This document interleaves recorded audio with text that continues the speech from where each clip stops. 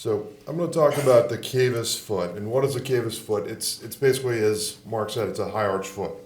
And there are a lot of different reasons for it. Historically, they thought it was due to a muscle imbalance between your intrinsic and extrinsic muscles in your foot. That's partly true, but it's actually pretty complex. And there are a lot of different reasons why you can develop this. Neuromuscular causes, spinal cord injuries.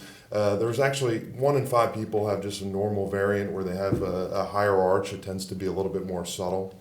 You can also develop it as a result of trauma or even a residual clubfoot. What makes it important is the way it alters the mechanics of the foot. And so to sort of highlight how it's important, I'm going to just discuss a normal gait cycle initially. So as you progress from a heel strike to mid-stance, what happens is your foot or your hind foot is everted, meaning it's tilted slightly out. And this makes your foot flexible and allows for some cushioning as you progress to your mid-stance. As then you progress to terminal stance and toe off, what happens is your heel swings in, so inverts, it locks your foot and creates a very rigid lever for propulsion. And this just sort of highlights, it's difficult diagram to understand, but it highlights how when you're in a neutral foot, as your foot swings in and inverts, it's locked and you have very little hind foot motion. As you swing it out, you have quite a flexible foot. And so this is really the pathomechanism for a lot of the problems you develop with a high arched or a Cavus foot. Your hind foot is locked in inversion, so your foot is very rigid, and that leads to a very unflexible and unforgiving foot. Your high arch foot can be driven by 2 different issues. It can be driven by your hind foot or the forefoot. So if it's your hind foot, what happens is you have a very weak calf, and I'll show you in a later slide, your heel tilts slightly up and in. If it's driven by the forefoot, what happens is your peroneus longus pulls your first toe down, and it creates what's called a kickstand effect. So your first toe is driven down into the ground, and as a result, your talus tilts up and your hind foot tilts in. This is just kickstand effect. So this is as though you're walking on the beach. It's called a Pita barogram. And on the left is a normal foot, in the middle is a flat foot, and on the right you can see is a high arch foot. And you can just see how it sort of over-exaggerates the tripod effect. So the pressure points are your first metatarsal head, your fifth metatarsal head, as well as your heel. And it just really alters the structure of the foot. And a rigid, altered structure foot can lead to many different problems.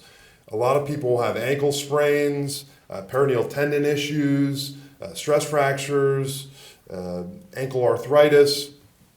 And when people come to my office, that's usually why they show up. So it's because of pain of one of the sequelae of the high arched foot. But oftentimes, they'll often not have pain, but just say, hey doc, I've sprained my ankle 5 times in the last year, and it's just when I'm walking down the street, what's going on? A lot of times that's because you've been putting chronic stress on your lateral ankle ligaments as a result of your foot.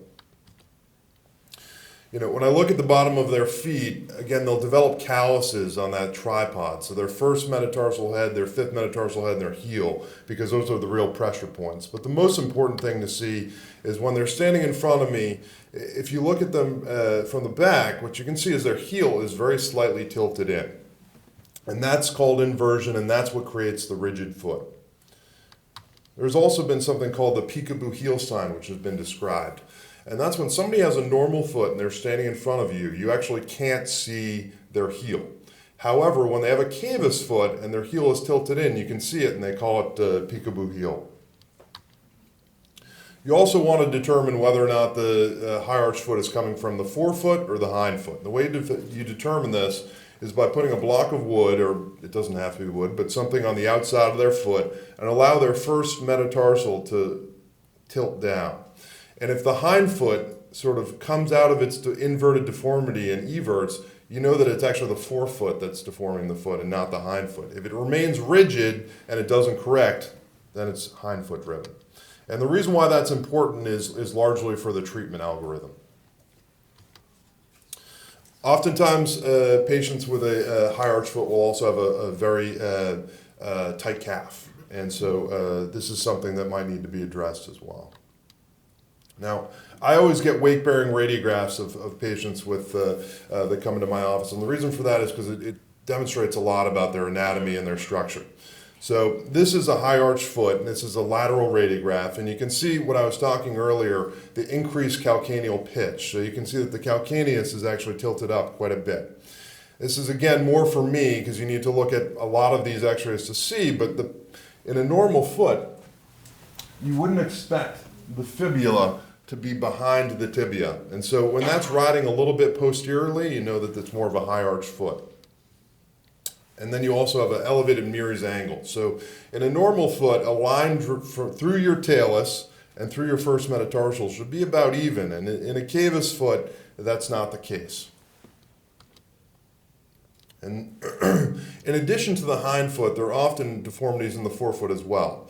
And it's called forefoot abduction, and that just means your foot tilts in. And this leads to, on an x-ray, something called stacked metatarsals, where you can see that your second, third, fourth, and fifth metatarsal bases all overlap, which again, in a normal structured foot, wouldn't be the case.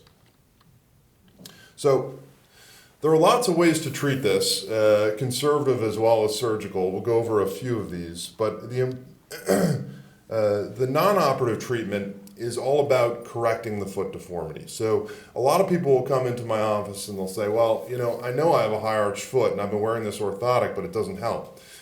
Usually people are wearing a arch supporting orthotic, which is not the correct thing to wear, and that actually accentuates your deformity and can cause more problems. So the orthotic you want is something that has a lateral post and a first metatarsal recess. So that allows your first metatarsal to drop and allows your hind foot to correct into a little bit of eversion. This can be either an over-the-counter orthotic, and this is an example of one of them. It's called a Donjoy arch rival brace. And a lot of times this is all patients will need, but if that doesn't correct you enough, sometimes you can get a custom orthotic made as well. Now, if that doesn't help, there are operative options for this to realign the foot, and the principle behind it is to correct sort of the driving factors, so to correct the tendons, as well as to move the bones into a position where your foot is in a more neutral and more flexible position.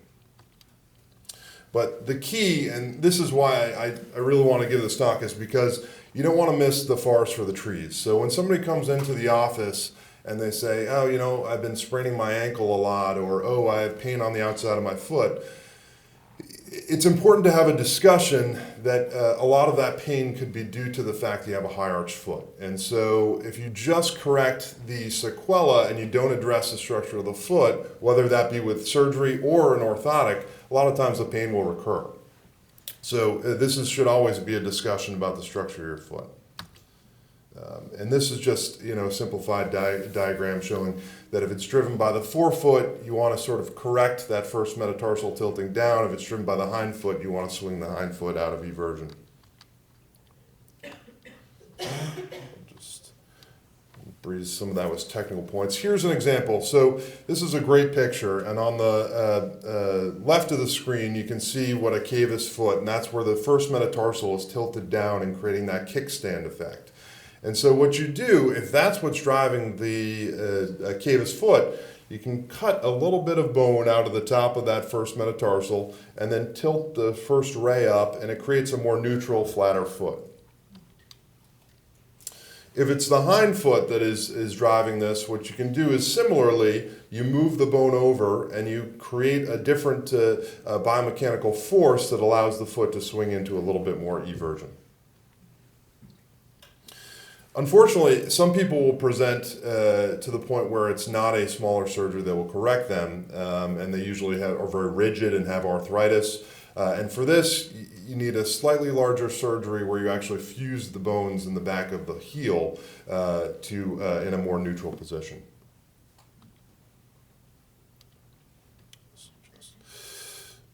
All right. So what are the outcomes? Well, as you can imagine, it largely depends on how severe and how long you've had the issue. So the longer you've had a high arch foot that's been untreated and you've had problems, unfortunately, the outcomes are a little bit inferior. The earlier you get to it, the earlier you correct it, whether that be with orthotics or braces or even surgery, the better the outcomes will be. After a correction, you do have a more normal gait. However, it is shown to be slightly slower. So in summary, with a high arch foot, there are a lot of different causes. It can be a normal variant, which is present in about 1 out of 5 people, or it could be a neurologic or traumatic cause. The biomechanics are very complex, but can be very detrimental to the foot because it's a rigid foot that has altered mechanics. And it's important to notice that the sequela might be as a result of the high arch foot, and you should try to address both when you can. Thank you.